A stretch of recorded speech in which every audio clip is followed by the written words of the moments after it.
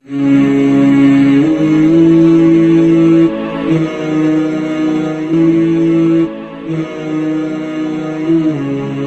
Rahmanir Rahim. Wassalatu wassalamu ala Rasulillah wa ala alihi wa sahbihi wa man wala wa ba'd. Barkanmu da shan ruwa, fatan mun sha ruwa lafiya.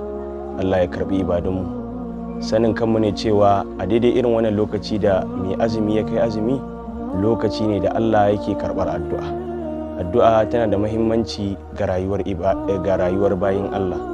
Domin Allah ta'ala yana cewa wa idza sa'alaka ibadi anni fa inni qarib ujibu da'watad da'i idza da'an falyastajibu li wa liyu'minu bi la'allahum yarshudun.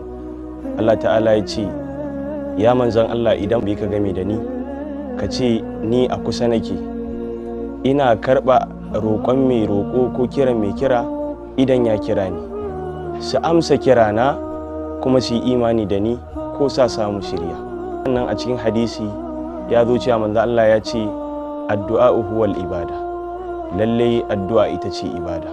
To a wannan lokaci da muke shan ruwa muka kai azumi, lokaci ne da ya kamata mu roƙi Allah bukatunmu, domin Allah zai karɓa mana.